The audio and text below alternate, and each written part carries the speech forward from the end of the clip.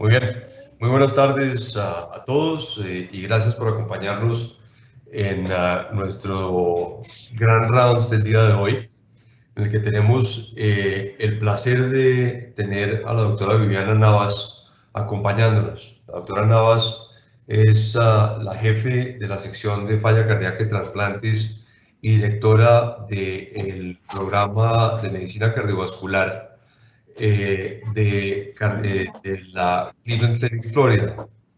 La doctora Navas es médica de la Universidad Javeriana y realizó su posgrado en medicina interna y cardiología en Cleveland Clinic, Florida. Después fue a Ohio, en donde hizo un fellowship en falla cardíaca para posteriormente regresar a su hogar intermedio en la Florida. Bienvenida, doctora Navas. Doctor Cabrales, ¿quiere usted contarnos cuál va a ser el conducto del webinar y cómo y quiénes nos acompañan, por favor? Por supuesto, muchísimas gracias, doctor Umaña. Hoy en el panel de discusión vamos a contar con la compañía de la doctora María Juliana Rodríguez, que es la líder del servicio de falla cardíaca en la Fundación Cardioinfantil. También vamos a contar con la participación del doctor Jaime Fonseca, que es cardiólogo intervencionista con una amplia experiencia en enfermedad estructural y en intervenciones sobre la válvula mitral, el cual trabaja en angiografía de occidente y es ampliamente conocido por casi todos nosotros. Y también tengo el placer de presentar al doctor Sergio Franco, que es cirujano cardiovascular, especialista en cirugía cardiovascular y torácica, que trabaja en la Clínica Medellín y también con una amplia experiencia en este tipo de intervenciones.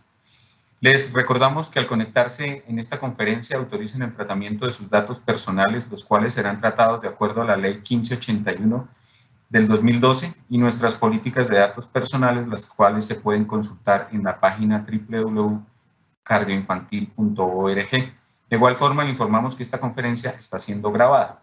El chat de las preguntas se encuentra habilitado en la barra de los participantes y les agradecemos que a través de este chat nos hagan llegar las inquietudes o dudas que surgen a través de la charla para nosotros resolverlas hacia el final de la discusión.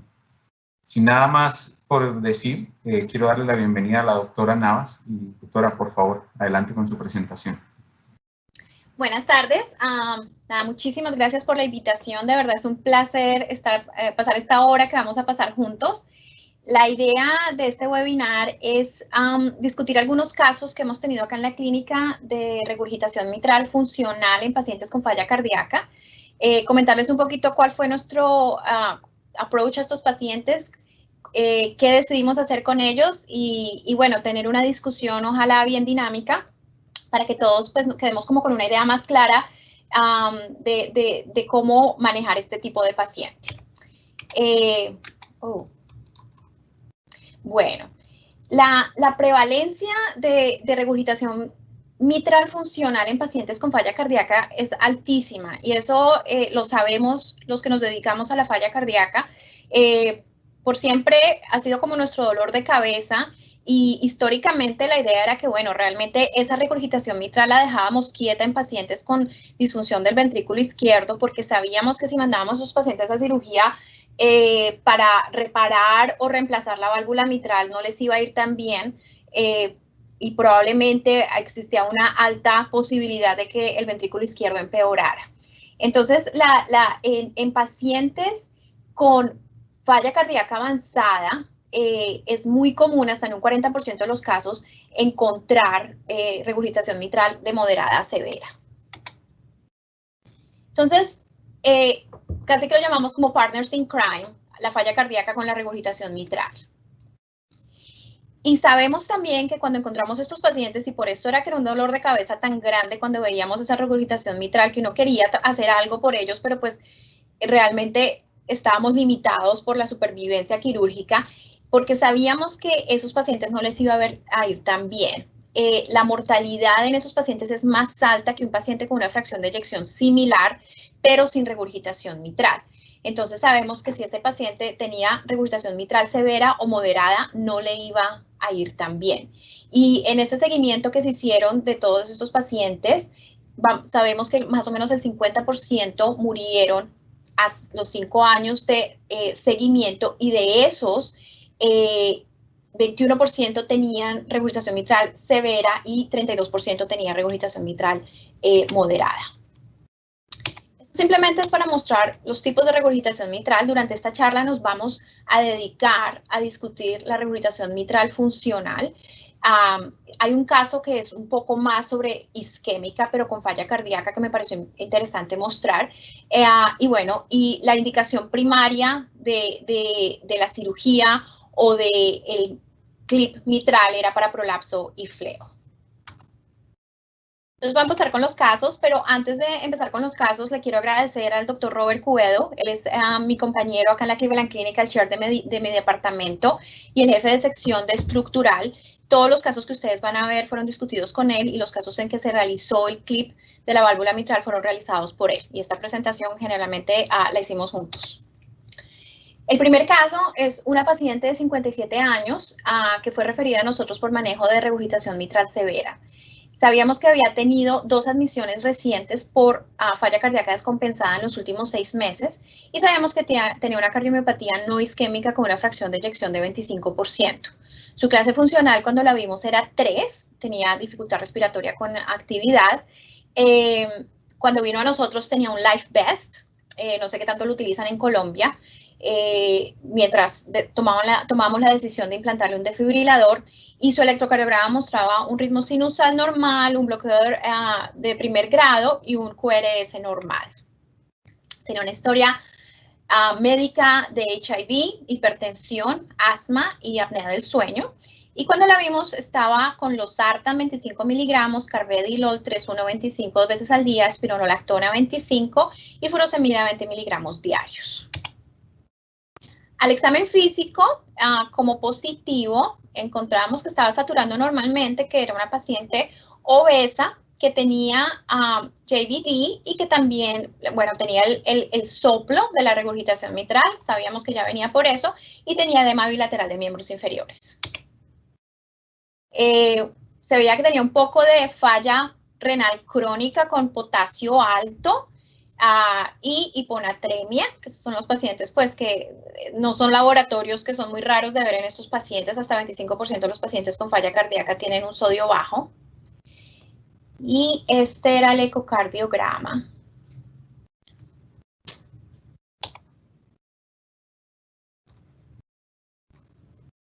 Entonces, como ven, una regurgitación mitral severa con una fracción de eyección de 20 a 25%, la función ventricular derecha estaba preservada y veíamos que era funcional. Realmente las leaflets de la válvula se veían preservadas, tenía un poco de hipertensión pulmonar de más o menos 60 milímetros de mercurio. Entonces, ahora acá viene la pregunta, ¿ustedes qué harían con esta paciente? Las opciones es optimizar su tratamiento médico, enviarla al cirujano cardiotorácico, al doctor Juan Pablo, para que le reemplace la válvula o se la repare, enviarla a alguien como yo para que la evalúe para trasplante o un dispositivo de asistencia mecánica, enviarlo al electrofisiólogo a ver si pueden hacer algo con algún dispositivo, ya sea un desfibrilador o terapia de resincronización, o enviarla para un clip de la válvula mitral. ¿Cómo les parece si empezamos por oír la opinión del doctor Franco? Teniendo todo un equipo, un heart team extendido, Sergio, ¿qué pensarías que es el tratamiento óptimo en esta paciente?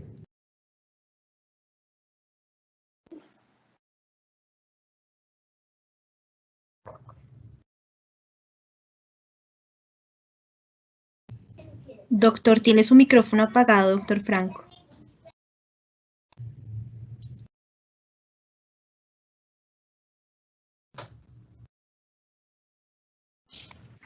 Doctor Franco. Mientras Sergio soluciona su problema, María Juliana, como especialista en falla cardíaca, ¿qué piensa usted de este caso? Bueno, muchas gracias por la invitación. Hola, Vivi. Pues realmente lo que debemos hacer inicialmente, teniendo en cuenta que el mecanismo es muy claro y es funcional, evidentemente tenemos que tratar de optimizar la terapia médica, la modificadora de enfermedad. ¿Qué me llama la atención?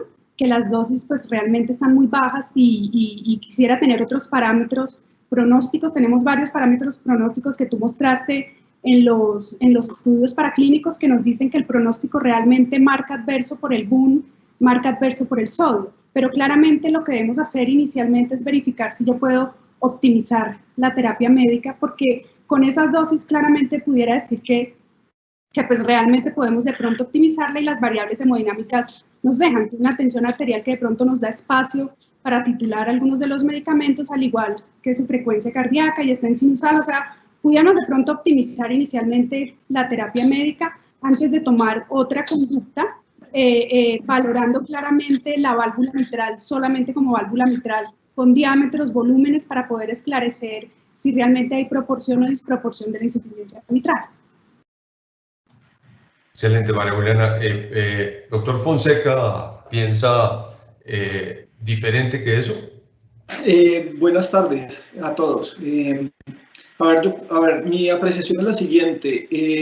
Como dicen los demás doctores, la falla cardíaca en este momento está descompensada y para Mitraclip uno no debe tomar el concepto de hacer el tratamiento con un eco con una paciente descompensada. O sea, mi posición sería tratar de compensar a la paciente lo mejor posible y una vez esté lo mejor compensada posible, repetir el eco y mirar a ver cuál es el resultado, porque con manejo médico muchos de los pacientes mejoran. Perfecto. Sergio, ¿estás de vuelta? Ya, sí.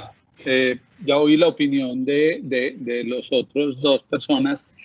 Yo también creo que a la paciente inicialmente le faltaría algo de manejo médico para tratar de compensarla, evaluarla nuevamente con otro ecocardiograma, porque estamos en presencia de una insuficiencia mitral severa. A mí me gustaría saber si la doctora Navas tiene datos del strain longitudinal y del diámetro diastólico y sistólico del ventrículo izquierdo, porque eso nos ayudaría a tomar una decisión de pronto quirúrgica o no en un futuro cercano una vez el manejo médico sea óptimo. Pero inicialmente creo que esa sería la conducta mía también. Todo tuyo, Viviana. Bueno, entonces les cuento lo que hicimos. De acuerdo con todos ustedes, realmente esta paciente no estaba optimizada y el plan fue optimizar primero la terapia, pues cambia el pronóstico, ¿verdad? Entonces le paramos el losartán, la cambiamos para cada combinación de sacubitril/valsartán de la dosis más baja. Le paramos la furosemida y la cambiamos a bumetanida, 1 miligramo 2 veces al día. Le continuamos la espironolactona y el corec y le ordenamos una resonancia porque en ese momento ella llegó con un diagnóstico de una cardiomiopatía no isquémica, pero no estábamos muy claros sobre la causa y con su historia previa de HIV decidimos comprobar que no había ninguna causa infiltrativa. La seguimos a las 3 semanas después de conocerla, había mejorado cantidades, había perdido más o menos 10 libras de peso y ya nos llegó con el resultado de la resonancia que le ordenamos, donde fue leída como una cardiomiopatía dilatada, no isquémica, no había ninguna evidencia de ningún estado infiltrativo. La fracción de eyección ya le había mejorado 38% y nos llamó mucho la atención que la resonancia fue leída sin evidencia de ninguna abnormalidad valvular. Y esos eran sus laboratorios durante el seguimiento. Como ven, la función renal también casi que se le normalizó, el BioN sigue un poco elevado, pero el sodio se le está mejorando y la creatinina se le normalizó y el ProBNP también casi que se le normalizó. Y este es su ecocardiograma, más o menos 5 semanas después del primer eco que vieron ustedes. Como ven, es una regurgitación mitral, creo que la llamamos trivial a 1+. Y la fracción de eyección le mejoró de 25% a 40%.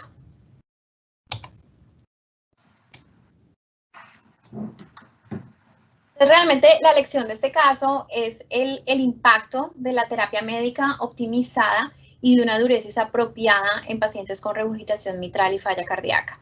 Es lo primero que hacemos en absolutamente el 100% de los casos y como todos ustedes mencionaron, generalmente existe la necesidad después de optimizar el paciente de repetir el ecocardiograma, porque si nos basamos en el ecocardiograma de base y tomamos decisiones ya sea quirúrgicas o de cualquier otro tipo de procedimiento en un paciente que no está optimizado, nos podemos llevar sorpresas.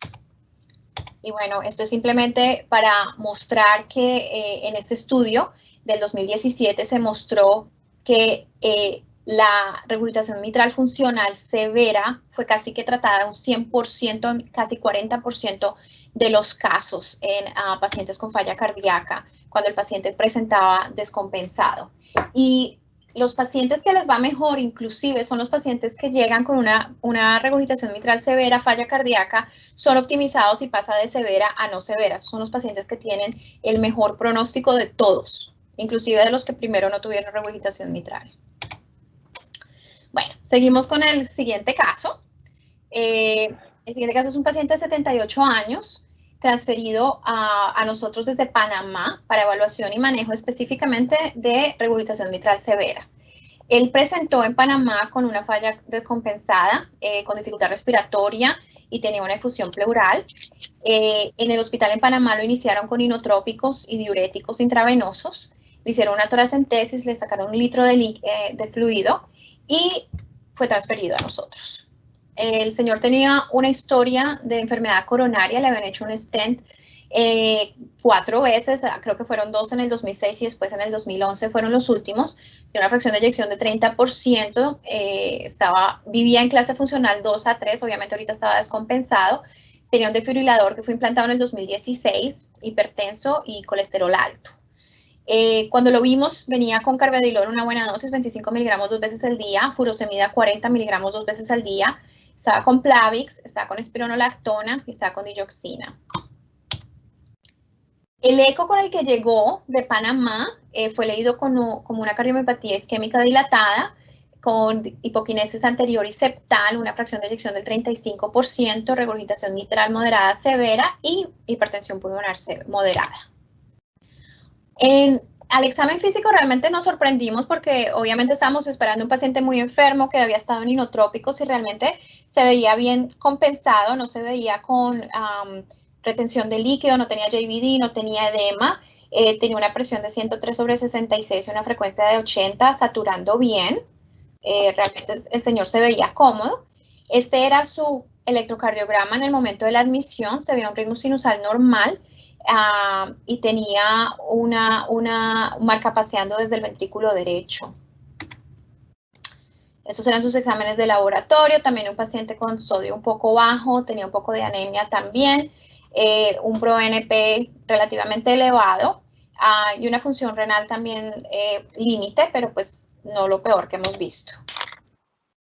Este era su ecocardiograma cuando lo admitimos a la clínica.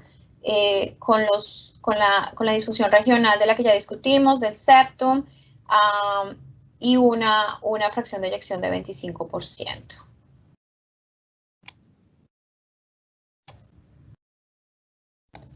Y esta era la regurgitación mitral que tuvo en el momento de la admisión. Como les comenté, ya estaba relativamente bien compensado. La leímos como de 3 a 4 severa, y la leímos como una regurgitación mitral funcional, con un orificio de regurgitación de 0.25 y un volumen de 35.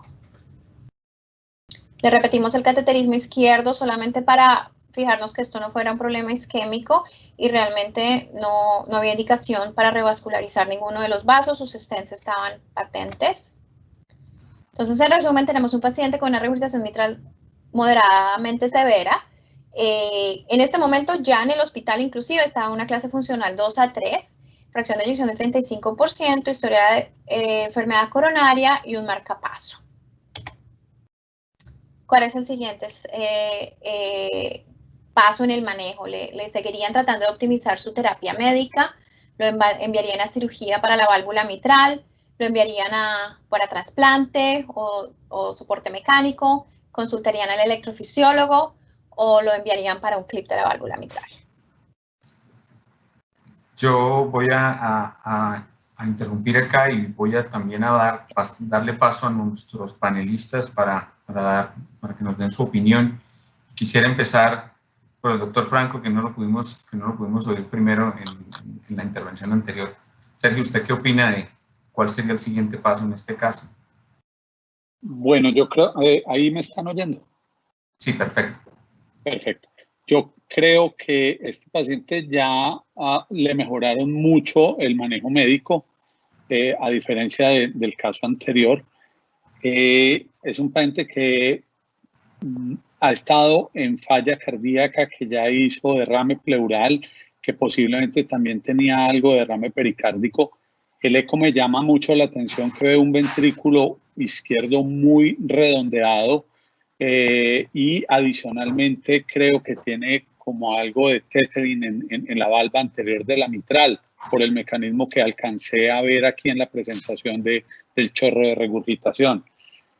Yo no consultaría al electrofisiólogo porque el paciente ya tiene una ICD, ya tiene la enfermedad coronaria resuelta y creo que estamos en presencia de una insuficiencia mitral mínimo grado 3, que lo ha descompensado, y yo creo que llevaría a este paciente a un procedimiento quirúrgico para, como es el origen fue isquémico inicialmente, es lo que yo pienso, yo le reemplazaría la válvula con una técnica de preservación total del aparato valvular para tratar de volver elíptico en algo ese ventrículo izquierdo. Si uno le hace el Euroscore a este paciente, la morbimortalidad operatoria es alta y el ST pero esa sería mi approach con este paciente. Perfecto, muchísimas gracias. Muy interesante porque en realidad esto es a lo que nos vemos enfrentados en el día a día. María Juliana, ¿qué opina? Yo tenía una pregunta para Viviana. Vivi, no alcancé a ver si tenía toda la terapia modificadora completa. Es que solamente vi carvedilol, que la dosis es ideal, algo de espironolactona, pero no sé si ECA, Sara2 o Barnis, porque no recuerdo haberlos visto. ¿Me contestas antes de dar mi opinión?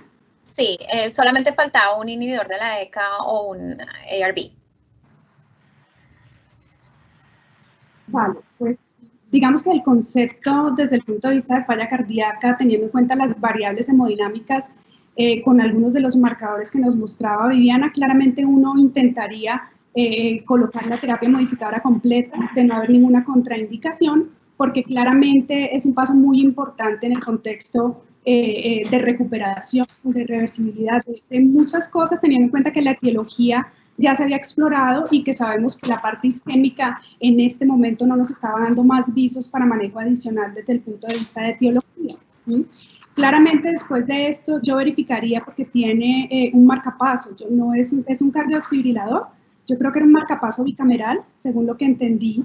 Verificaría con el grupo de electrofisiología cómo está ese dispositivo, cómo lo está estimulando, si el ritmo de base es sinusal o si tiene otro ritmo, para ver si yo pudiera optimizar esa terapia con la que ya tiene, o si pudiera hacer algo de actualización de esa terapia por el QRS que se ve incluso con la estimulación. Y después de eso sí me enfocaría de pronto en esa válvula mitral mirando proporción o desproporción, pero primero haría esas dos cosas.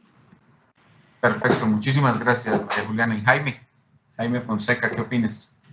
Buenas tardes nuevamente. A ver, yo les cuento. Nosotros todos estos pacientes los manejamos con un grupo interdisciplinario.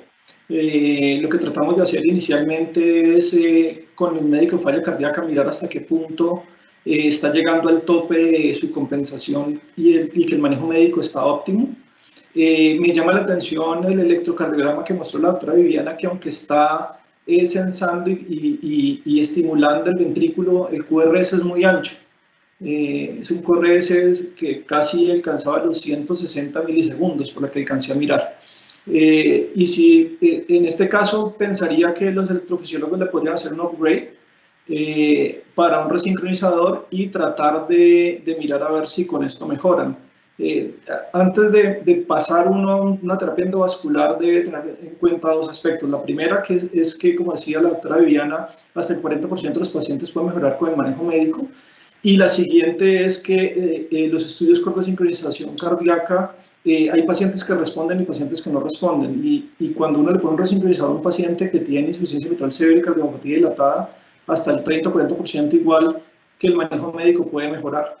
Entonces yo le daría un chance de pronto a una terapia antes de pensar en una terapia de tratamiento de la válvula. Si bien dice el doctor, lo que dice el doctor Franco es cierto, ya se alcanza a ver algún daño morfológico de la válvula, es posible que con la terapia pueda mejorar. Entonces mi recomendación sería darle un manejo médico o de pronto optimizar lo mejor que se pueda, tratar de resincronizarlo y en un par de meses volver a hacer el ecocardiograma y si definitivamente la insuficiencia mitral sigue severa, a diferencia del doctor Franco, yo sí pensaría en un reparo endovascular. Perfecto, muchas gracias. Muy interesante. Doctora Navas, una pregunta. Sí, señor. Yo tenía entendido que el paciente tenía un ICD en la presentación. ¿Estoy equivocado? Tiene un desfibrilador, sí. No. ¿Con resincronización o sin resincronización? No resincronización, solo desfibrilador. Ya. Perfecto. Viviana, por favor. Ok, bueno, entonces continuamos y bueno, estamos de acuerdo. Consultamos al electrofisiólogo como parte de nuestro equipo. Lo empezamos en lisinopril, María Juliana, con plan de hacerle la transición a Entresto. Terminamos de hacerle un poquito de diuresis en el hospital, pero realmente en ese momento el señor estaba casi que no necesitaba ningún tipo de diurético, ni intravenoso ni oral. Le quitamos la digoxina y lo enviamos al electrofisiólogo.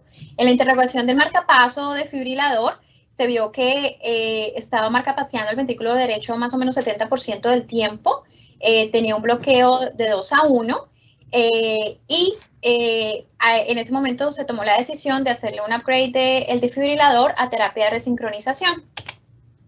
Este es el electrocardiograma después de que fue resincronizado. Este es el ecocardiograma después del procedimiento. Y esta es la regurgitación mitral que le bajó de 3 a 4, de 1 a 2, con la resincronización. Entonces mejoró a mild, la fracción de eyección le continuó igual. Bueno, sabemos que es una cardiomiopatía isquémica, probablemente esa no se le vaya a mejorar. Pero la lección que aprendimos con este paciente es que realmente en pacientes con falla y con disfunción del ventrículo izquierdo y con regurgitación mitral funcional, los ventrículos que están muy desincronizados con unos QRS muy anchos realmente tienen una influencia muy negativa y empeoran la regurgitación mitral y no importa que tanto optimicemos a esos pacientes médicamente, si no mejoramos esa parte, probablemente la regurgitación no vaya a mejorar tampoco. Entonces, pacientes con un QRS ancho en el 2003, se vio que obviamente por eso lo hacemos, que mejora el tamaño del ventrículo izquierdo, puede mejorar la fracción de eyección, disminuye síntomas y también sabemos que en estos pacientes pueden mejorar el grado de regurgitación mitral. Lo vemos, no encontré realmente no encontramos ningún artículo específico que haya visto eso, pero lo hemos visto varias veces con algunos pacientes y este fue uno de los mejores ejemplos que tenemos. Bueno, y aquí tenemos regurgitación mitral después de resincronización, el orificio efectivo regurgitante disminuye. Caso número 3. Este es un paciente de Venezuela de 76 años que vino a nuestra clínica descompensado severamente, había ganado más de 25 libras recientemente, estaba en Anasarca. Tiene una historia de fibrilación auricular, enfermedad coronaria, había tenido bypass coronario en el 81 y un segundo bypass con una lima y una rima en el 95. Estaba en clase funcional 4, diría yo, en el momento en que lo vimos, con empeoramiento de la función renal. Cuando lo conocimos venía con récords que mostraban regurgitación mitral severa, regurgitación tricuspidia severa y bueno, el señor no se podía mover, básicamente. No tenía dolor de pecho, no tenía palpitaciones, no se había desmayado, pero el resto tenía ortopnea, PND, tenía dificultad respiratoria severa, inclusive sin actividad física. Estaba con torsemida, 20 miligramos 2 veces al día, estaba con metolazona, con eplerenone, con estatina, con amiodarón y con rivaroxaban. En ese momento no estaba ni con beta bloqueador ni con un inhibidor de la ECA porque no lo toleraba. Ambos por presión arterial baja y por una frecuencia cardíaca disminuida que siempre mantenía más o menos en los 60. Al examen físico tenía una frecuencia de 57, una presión arterial de 100/44, tenía un soplo que se escuchaba muy bien de regurgitación mitral y estaba con retención de líquido severo en anasalga. Entonces, en ese momento decidimos en la clínica admitirlo al hospital y lo admitimos al servicio de falla cardíaca. Cuando llegó, hicimos este ecocardiograma que muestra un ventrículo que no está tan severamente disminuida la función, más o menos 35-40%, con una regurgitación mitral severa.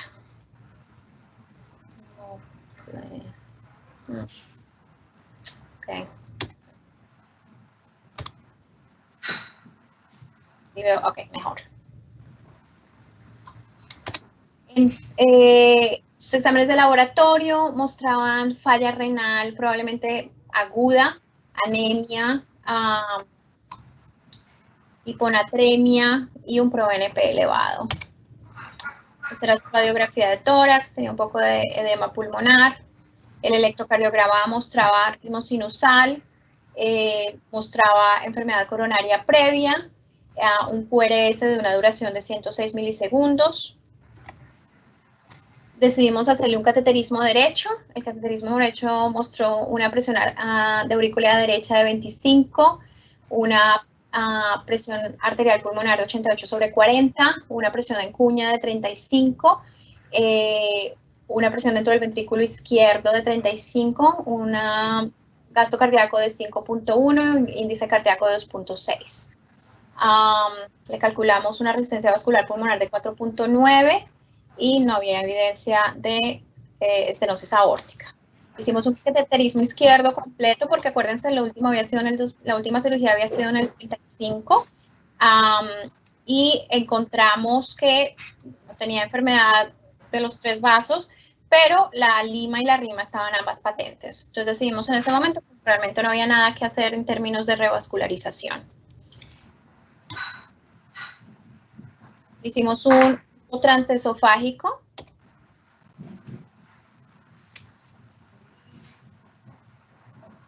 Y estas son las imágenes. Se ve una válvula que casi que no coapta. Y esta es la imagen de la regurgitación mitral.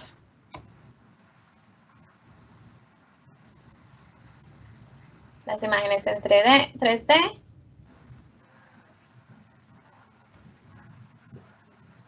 Lo admitimos al hospital. Sacamos más o menos 12 litros con diuresis. Y lo mandamos a la casa con torsemida, 40 miligramos 2 veces al día, metolazona, eplerenone y rivaroxaban. Él nunca toleró ni beta bloqueador ni inhibidor de la ECA. ¿Cuál sería su siguiente manejo en este paciente? Lo optimizarían la terapia médica, lo enviarían a cirugía, lo enviarían a cuidado paliativo, lo enviarían para una evaluación de falla cardíaca avanzada, para un LVAD porque no es candidato para trasplante por su edad, o lo enviarían para un reparo de la válvula mitral con clip.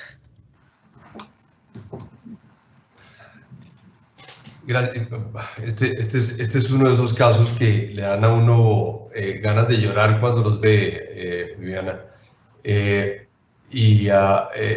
exactamente en ese momento en el que uno necesita un heart team de frente a este tipo de pacientes. Me gustaría, como hemos puesto a María Juliana en la línea, después a Sergio, quiero que esta vez empiece Jaime Fonseca diciéndonos qué piensa él. ¿Usted lo mandaría directamente a un cirujano, Jaime, o lo propondría para una terapia transcatéter? ¿Cuál sería su enfoque inicial?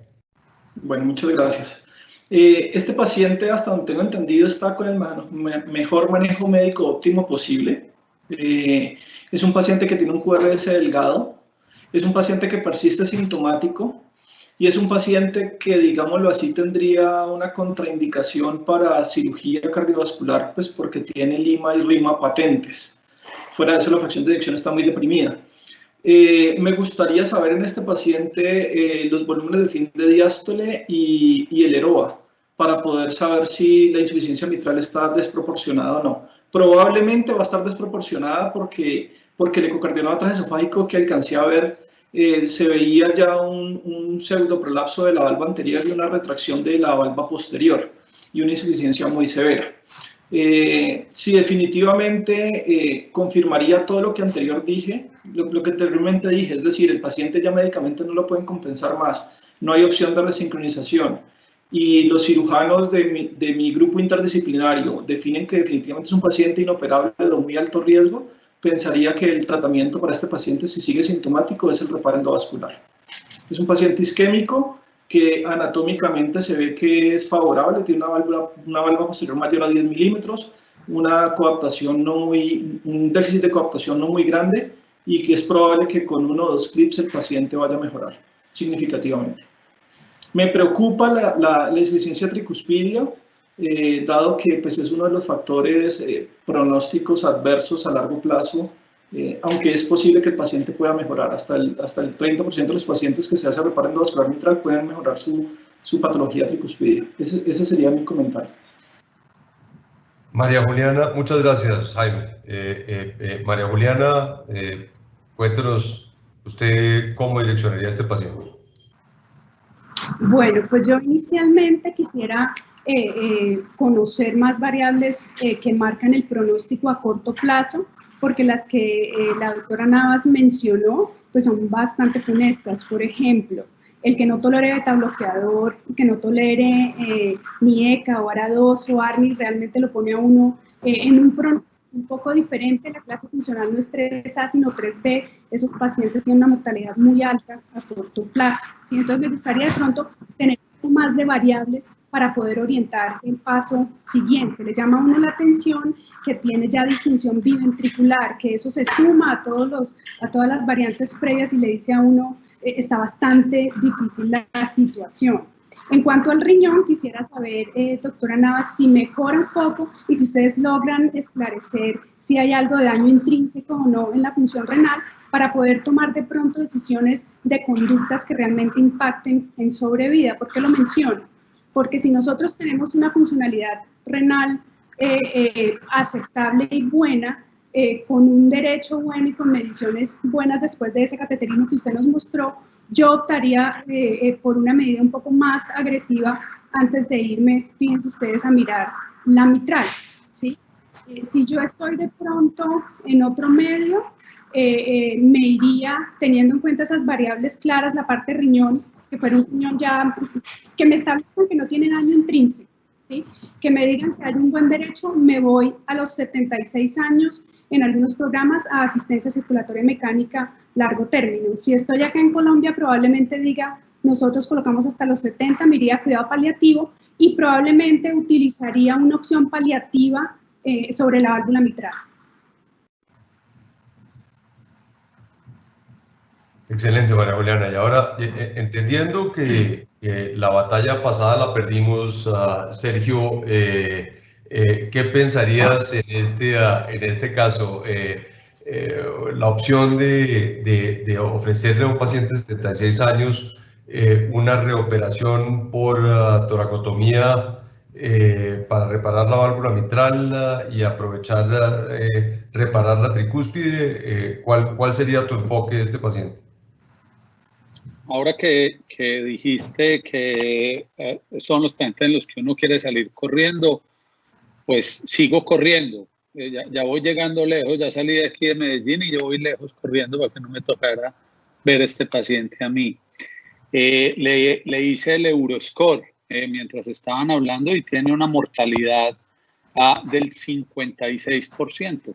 Es una tercera cirugía en un paciente que ya tiene falla renal, que está en FA, que tiene una función ventricular aunque no está severamente deprimida, si está comprometida, yo este paciente no lo operaría por una mortalidad que considero es prohibitiva. Entonces,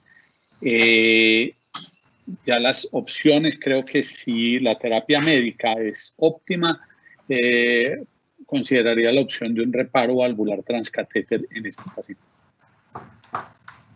Excelente. Doctora Viviana, para la última, para la palabra final. Bueno, nada, me encantan los comentarios y sí, realmente este paciente es uno de esos pacientes complicados que, bueno, por otras circunstancias, además de las médicas, sociales también, fue complicado tomar una decisión en qué íbamos a hacer, pero sí, realmente cuando discutimos la posibilidad de cirugía para él, realmente era un paciente con un riesgo prohibitivo para cirugía.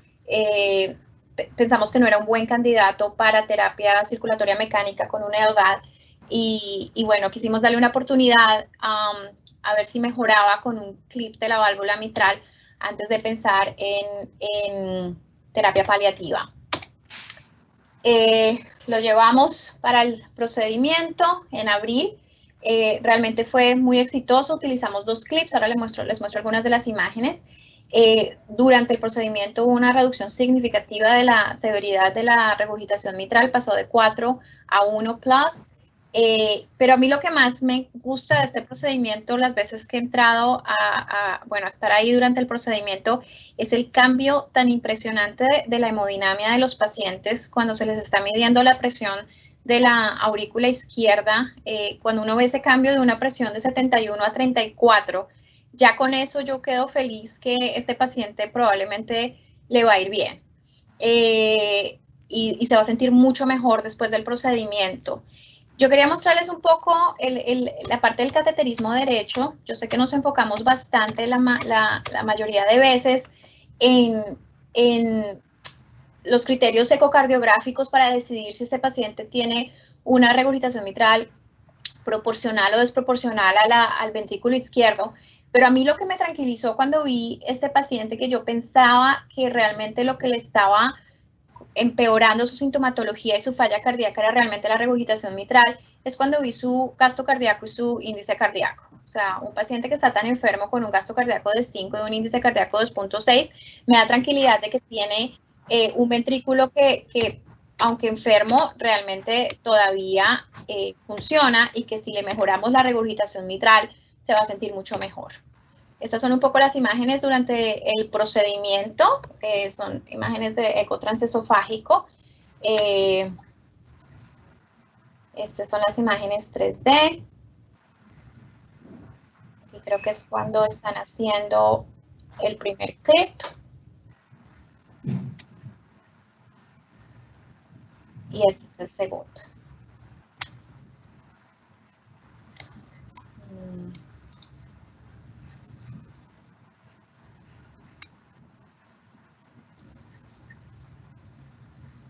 Estas son las presiones a través de la válvula mitral al final, con una presión media de 5. Y aquí se ve la fluoroscopía con los 2 clips. Bueno, el señor lo vimos a los 10 días después, había perdido 30 libras más. Ya estaba en clase funcional 2. Todavía no pudimos empezarle ni un inhibidor de la ECA ni un beta bloqueador. Todavía tenía presión muy baja, estaba en midrodrine. Al mes lo volvimos a ver, ya estaba en clase funcional 1 a 2. Después del clip había perdido total de 35 libras. La creatinina le estaba mejorando su función renal. Pudimos iniciarle un carvedilol y espironolactona. No había regresado al hospital. Este fue el eco después de 6 meses del clip. Fue leído como una regurgitación mitral de 1 a 2.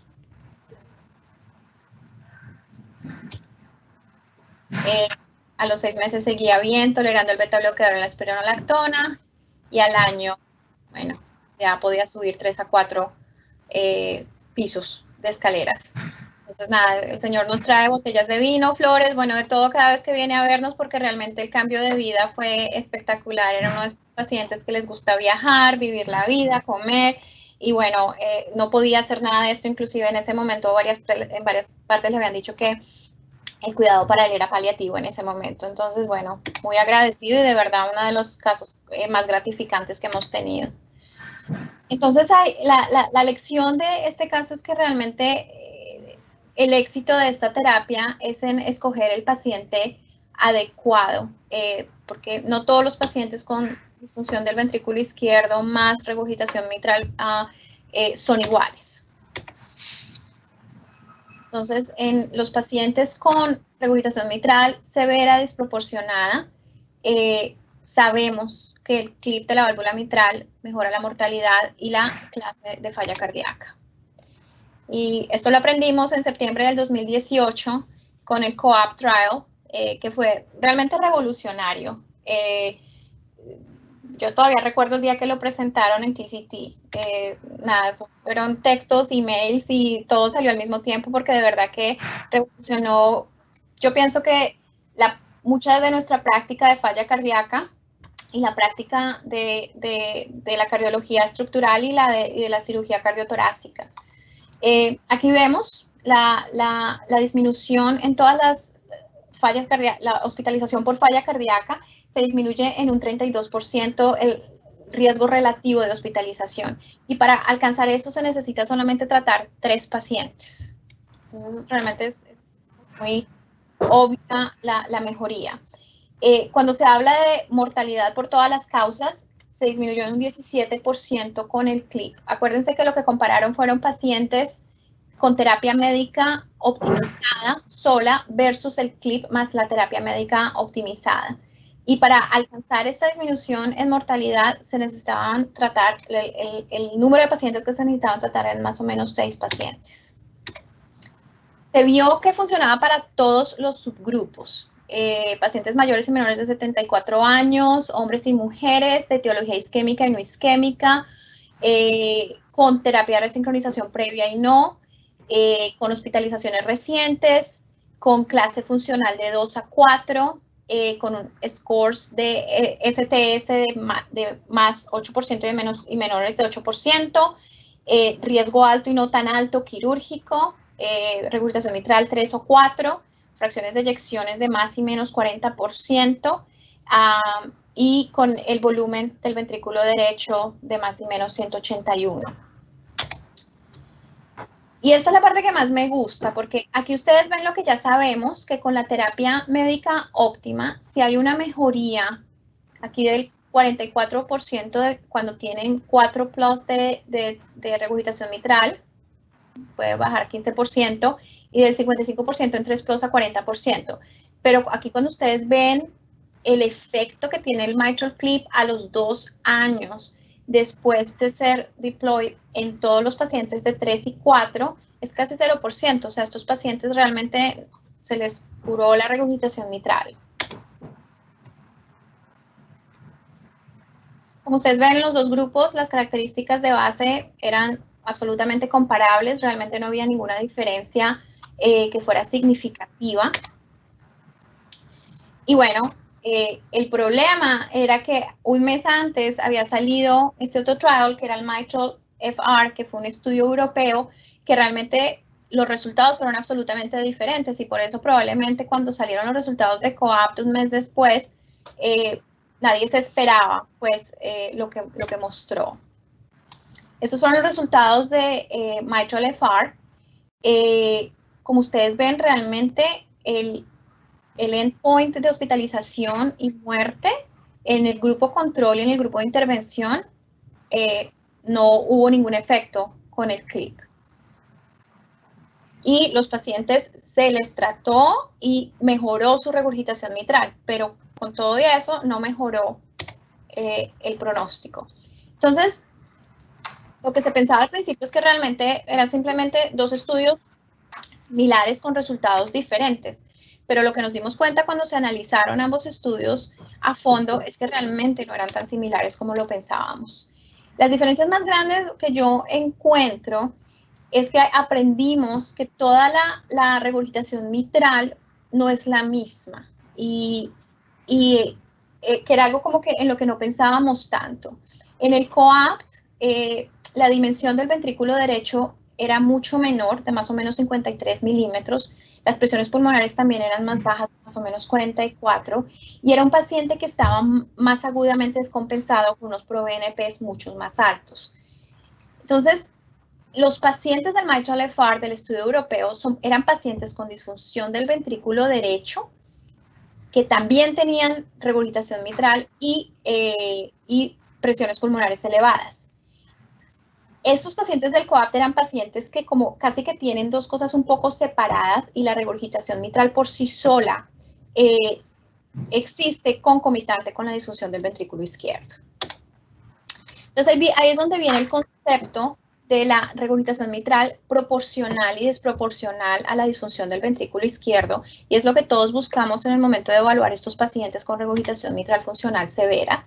Y aquí se ve muy bien en este estudio que hicieron cómo cuando es proporcional, como en el mitral FR, el estudio europeo, y tú ves un aumento del orificio regurgitante a medida que aumenta el volumen diastólico de final de diástole, es proporcional. Los pacientes a los que les va bien es cuando es realmente disproporcional la severidad de la regurgitación mitral, que quiere decir que no importa tanto qué tan bajo sea el volumen diastólico, la regurgitación o el orificio de regurgitación continúa siendo elevado.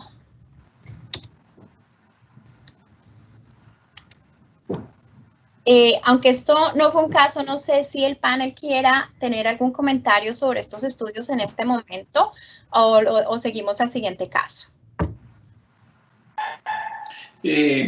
Hola, ¿cómo estás? Yo quería hacerte un comentario al respecto. Básicamente, el COAPT y el MITRA-FR no son estudios que son similares con resultados diferentes, sino son complementarios. El MITRA-FR trata a los pacientes ya en una etapa más tardía de la enfermedad, cuando ya el ventrículo está demasiado deteriorado y cuando la insuficiencia es una consecuencia de dilatación ventricular.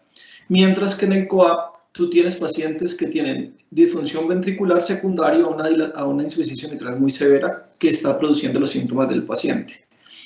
Cuando ustedes miran el sistema como enroló COAPT a los pacientes, la mayoría de los pacientes, el 85% de esos pacientes en el COAPT tenían dos criterios muy fuertes para insuficiencia mitral severa, que era área de orificio regurgitante mayor a 0,4 y flujo reverso en venas pulmonares. Si ustedes miran el MITRA-FR, casi el 50% de los pacientes tenían insuficiencia mitral moderada o inclusive leve, relacionada con la disfunción ventricular izquierda. Entonces, digamos, lo que tú estás mencionando aquí es que no solamente es mirar que el paciente tenga insuficiencia mitral severa, sino también en qué momento de su enfermedad está, que esté totalmente compensado, que ya esté con un grupo de manejo médico de falla cardíaca y a dosis tope, a dosis óptimas, que ya tenga resincronización cardíaca y otras terapias alternativas, y que a pesar de eso siga con una insuficiencia mitral muy severa y que tenga un ventrículo que responda, que es lo que tú estabas hablando. Entonces, definitivamente esos son los pacientes que se van a beneficiar. Y obviamente, pues todo tiene que ir dentro de un grupo interdisciplinario para mirar que el paciente no tenga opción quirúrgica, porque en este momento todavía la insuficiencia mitral severa funcional es tratada con MitraClip cuando es descartada para cirugía, o sea, cuando el paciente no puede ser llevado a cirugía. Todos sabemos que el paciente con insuficiencia mitral funcional pues tiene una indicación 2B para cirugía. Sin embargo, pues hay muchos grupos quirúrgicos de muy alta experiencia que se le miden a hacer terapias quirúrgicas con muy buenos resultados. Entonces, digamos, ese es como el resumen que yo tengo de esto. Adicional a este estudio que te estás mostrando, hay dos estudios más. Un estudio de Barco que salió hacia principios del año pasado, donde se habla mucho también del EROA, se habla del volumen regurgitante y se habla de la fracción regurgitante. Y divide a los pacientes en tres grupos: el paciente que definitivamente necesita tratamiento, el paciente que definitivamente no necesita tratamiento y el paciente que queda en la franja amarilla, que dependiendo de si mejora con el medicamento y con todas las cosas va a ir hacia rojo o hacia amarillo, o hacia verde, perdón, y se hace tratamiento pues, endovascular o quirúrgico o manejo médico. Y hay un estudio muy reciente donde ya se trata de hacer una relación entre el volumen de film de diástole y el EROA, y entonces cuando uno hace la relación y da mayor de 0.14, dice que la patología es desproporcionada, y cuando es menor de 0.14 no es desproporcionada. Y eso, digamos, es otro parámetro que también ayuda muchísimo a la decisión de si el paciente requiere o no requiere el tratamiento.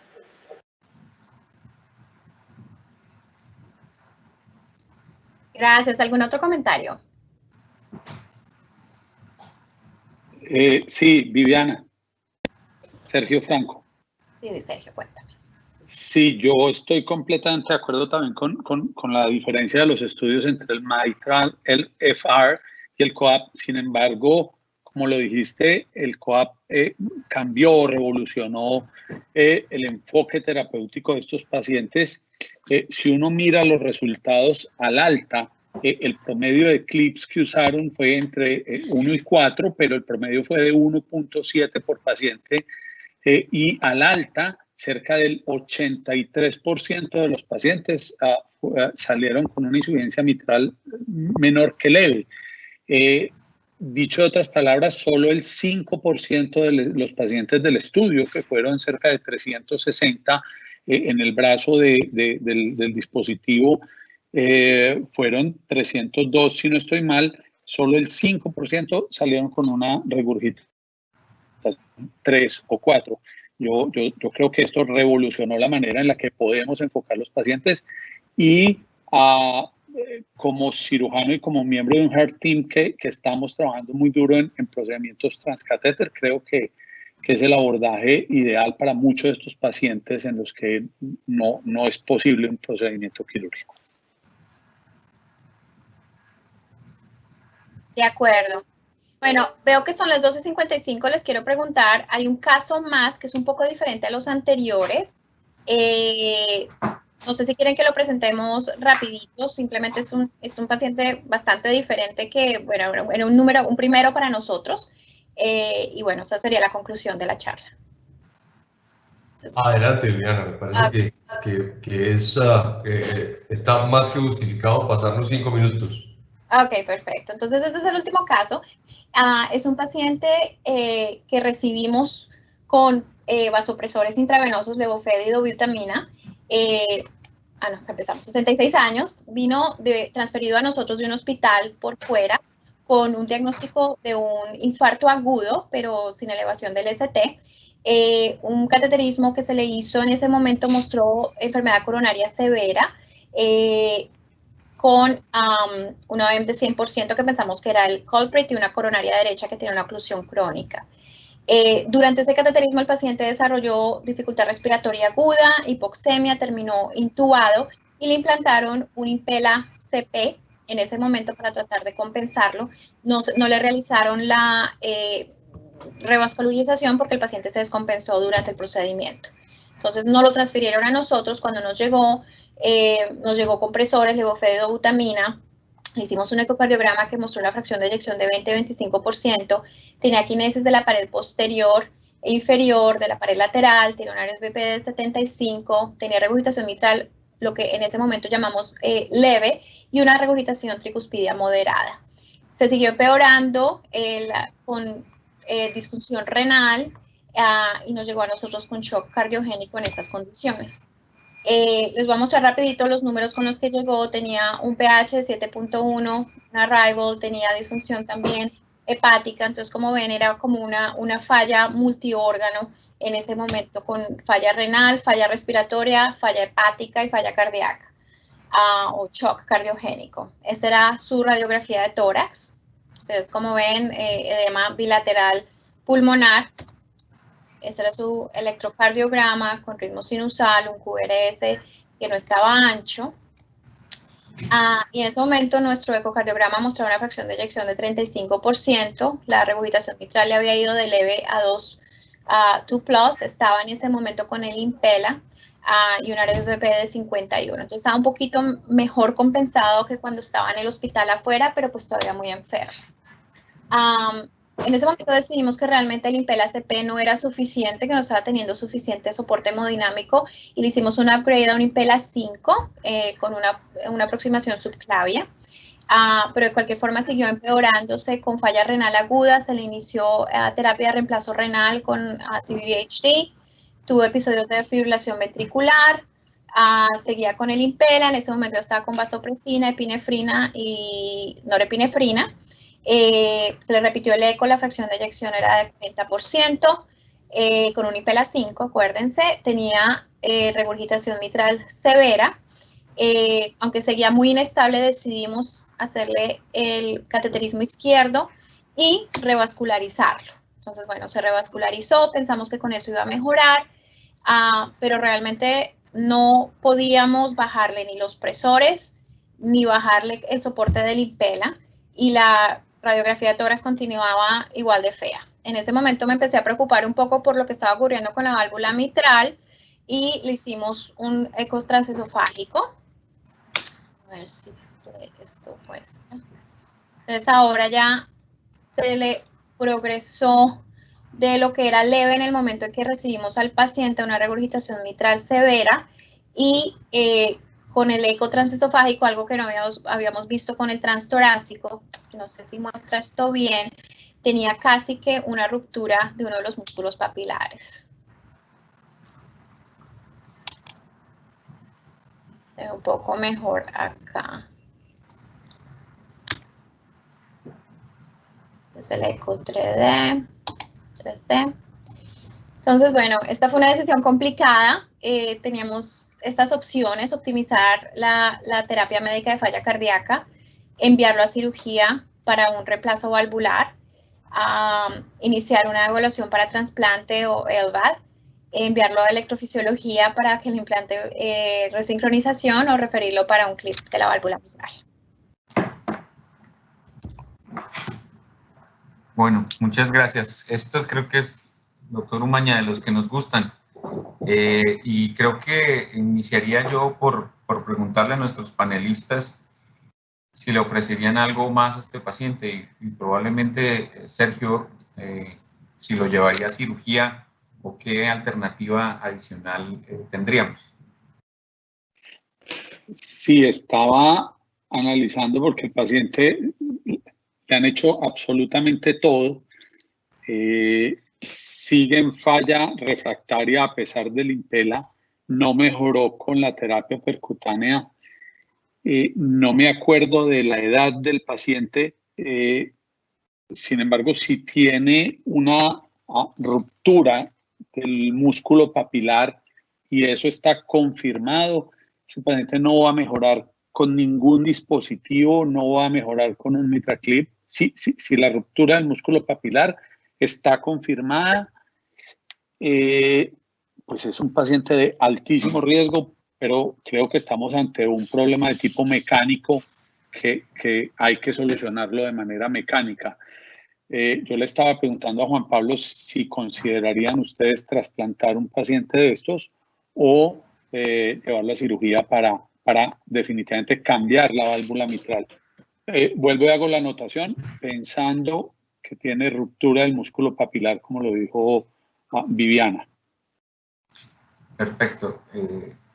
María Juliana, ¿qué le ofrecería al paciente? ¿Cuál sería su aproximación?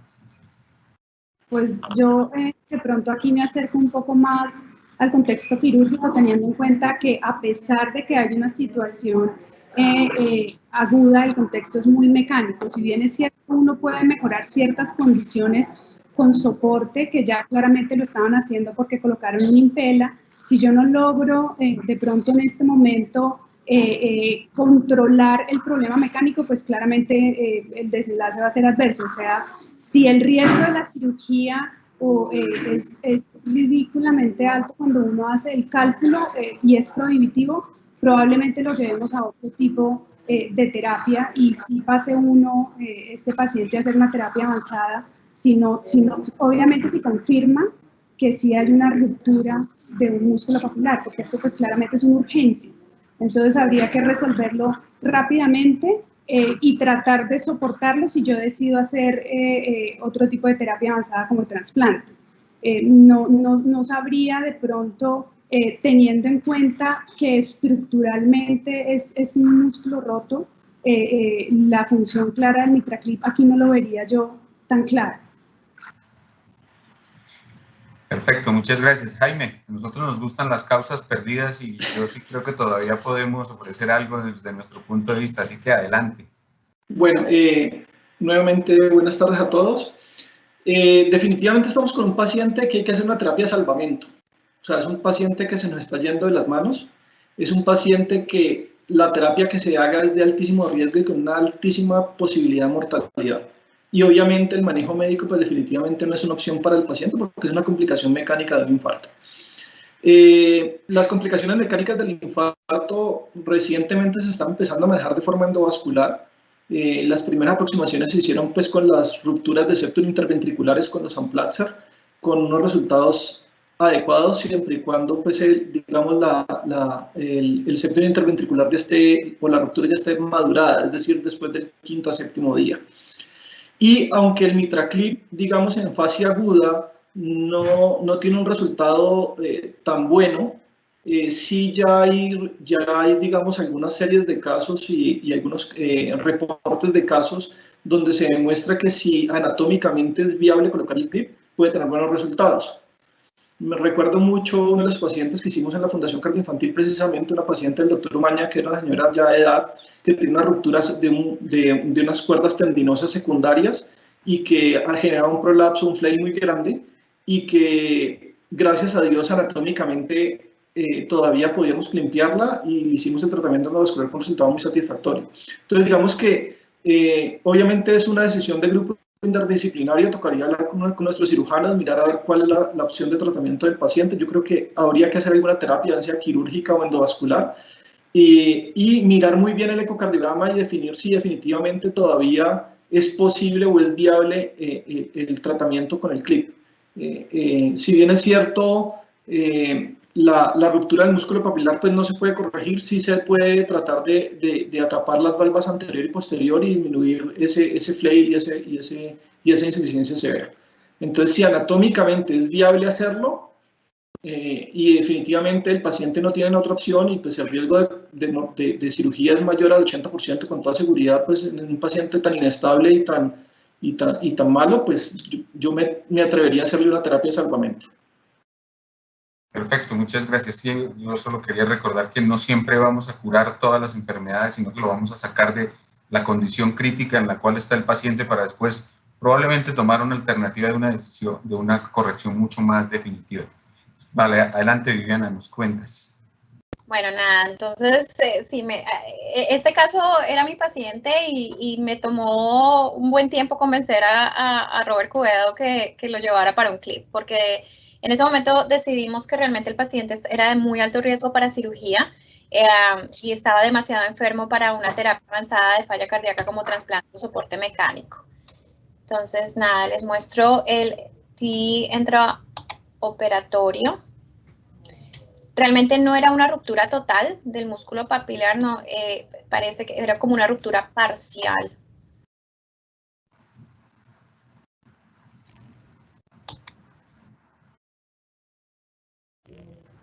Después un clip, se ve el eco 3D, está la presión después del clip.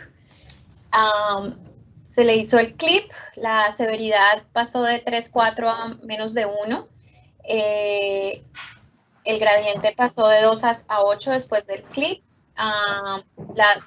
El flujo de las venas pulmonares cambió completamente. Y como siempre les comento, la presión de la aurícula izquierda, que a mí es lo que más me impresiona, pasó de 50 a 18. Y ya en este momento, cuando yo vi este cambio, supe que el paciente se iba a mejorar. Después del procedimiento, realmente lo único que tuvo este paciente fue un episodio de fibrilación auricular, que lo cardiovertimos inmediatamente. Este es el eco transesofágico el día después del procedimiento, es 2 días después del procedimiento, no es transesofágico transtorácico. Todavía, como ven, tiene el impela.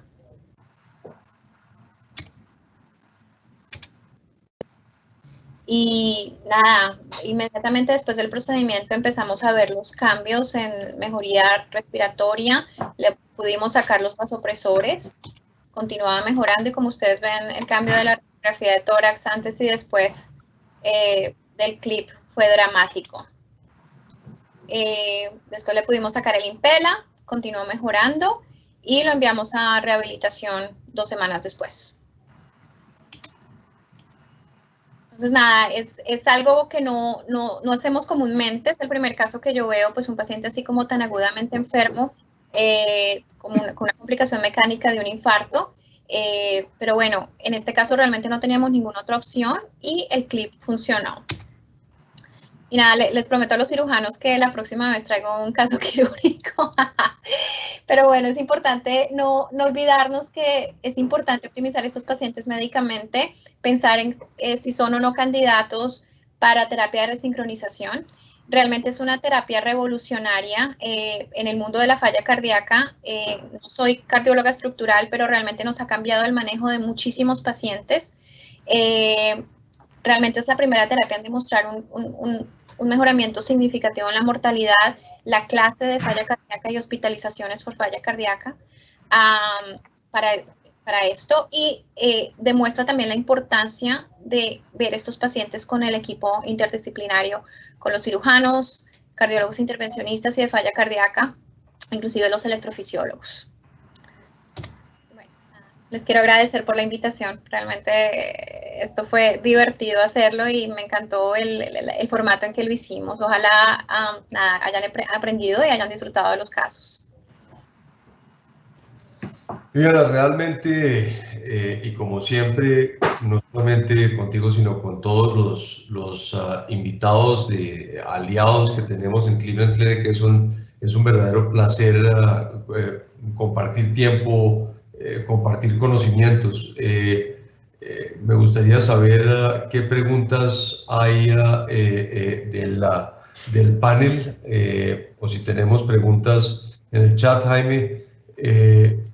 En este momento no hay preguntas en el chat, perdónenme, pero yo tengo una pregunta y probablemente sea para todos los panelistas.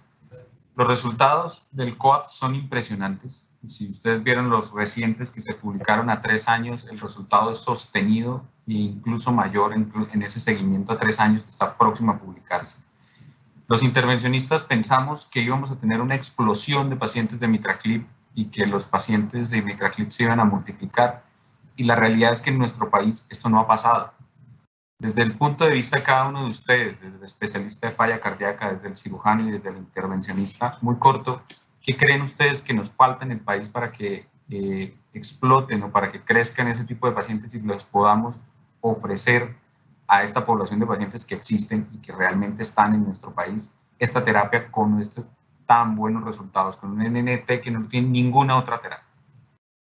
Si quieres, empieza María Juliana. Gracias, Jaime. Pues yo lo que creo, Jaime, como en todas las terapias en falla cardíaca, no solamente estos dispositivos que son recientes, digamos, por el momento en el que se publican, pero en todas las terapias nosotros siempre tenemos inercia terapéutica. Si te digo que no se titulan los pacientes cada 2 semanas y no se hace lo que vemos que tiene mayor beneficio cuando estamos hablando de insuficiencia mitral funcional, de pronto eso aleja que sigamos toda lo que es la pirámide de falla cardíaca para poder lograr los resultados. Eso en el contexto de inercia terapéutica. Y lo otro es que inicialmente también tenemos que pensar que es un grupo muy particular de pacientes y lo más importante para todos los desenlaces de cualquier terapia es la escogencia del paciente, ¿sí? Entonces, ¿por qué? Porque si uno es muy estricto en escogencia de terapia, cuando tenemos este tipo de pacientes, que son pacientes que de pronto en los cuales no tenemos tanto tiempo, claramente vamos a ir más a terapias que tienen un impacto en sobrevida supremamente importante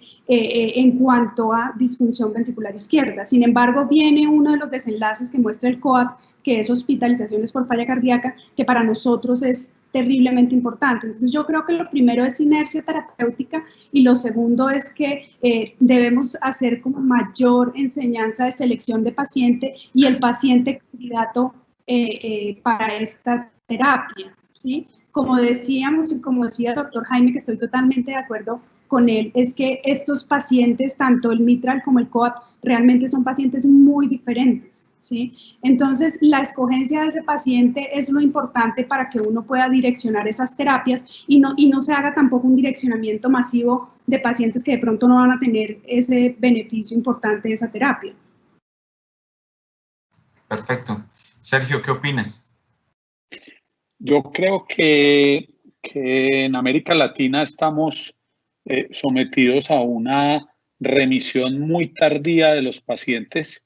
Creo que nos toca unos pacientes históricamente muy enfermos, donde el grupo médico o de medicina interna o de cardiología creen que ya son pacientes intratables y que no hay nada que hacer, y desafortunadamente creo que no llegan esos pacientes a tiempo, o ese grupo no considera que como Heart Team podemos ofrecer a los pacientes un mejoramiento en la calidad de vida y sin duda una disminución en las rehospitalizaciones por falla. Decías que qué hacer. Yo creo que debemos nosotros dedicarnos a educar al grupo referrals, que son o internistas o cardiólogos clínicos, mostrarles estos resultados, y sin duda con la educación vamos a recibir muchos más pacientes, inclusive en etapas precoces donde el resultado puede ser mucho mejor. Muchas gracias. Jaime.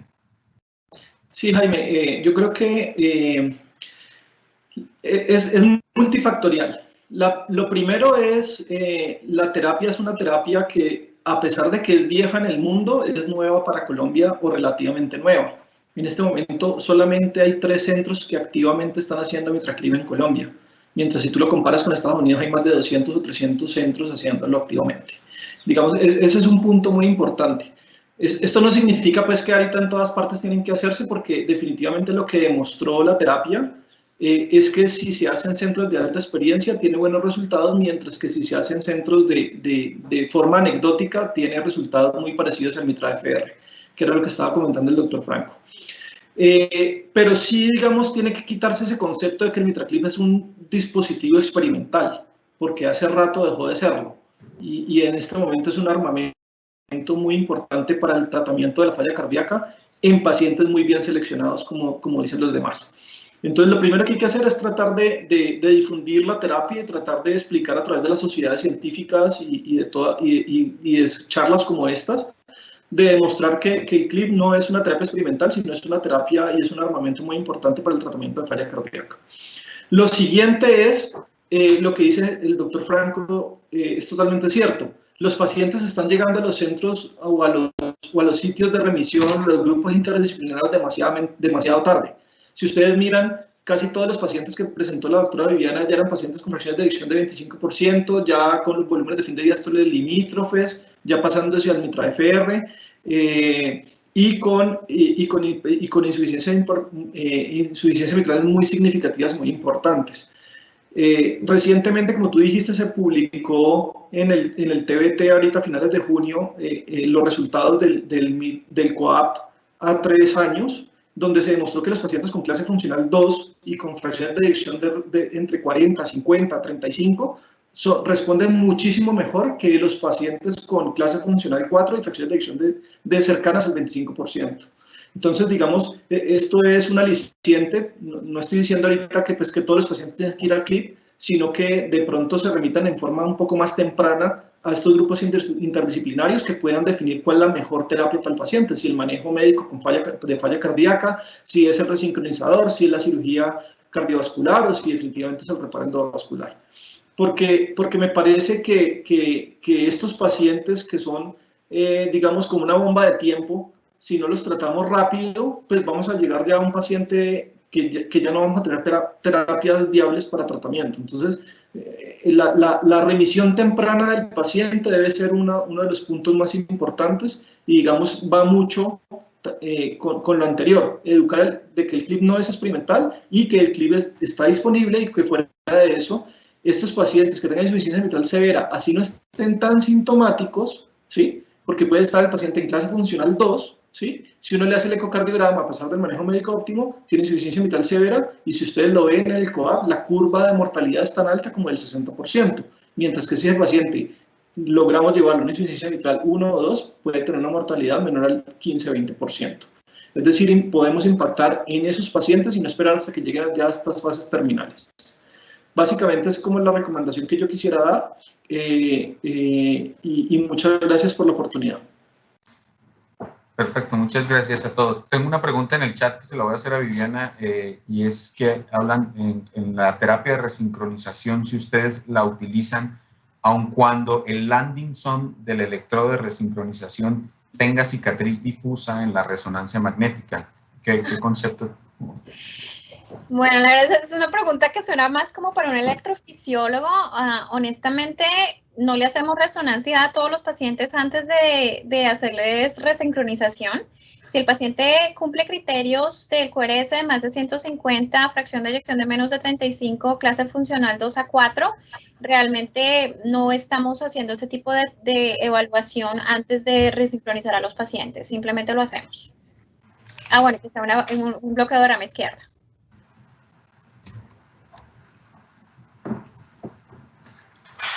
Perfecto, muchísimas gracias.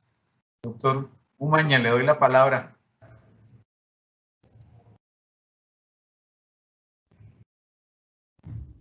Bueno, Jaime, muchísimas gracias. Viviana, nuevamente un verdadero placer haberte tenido con nosotros en una sesión que ha generado toda clase de retroalimentación positiva.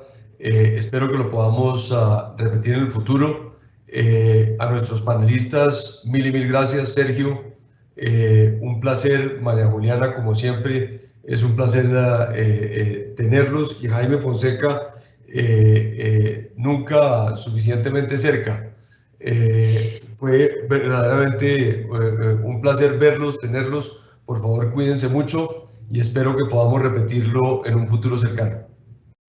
A todos nuestros asistentes, muchísimas gracias y espero que sigan cuidándose y que nos puedan acompañar en eventos en el futuro. Muchas gracias a todos. Muchas gracias. Muchas gracias.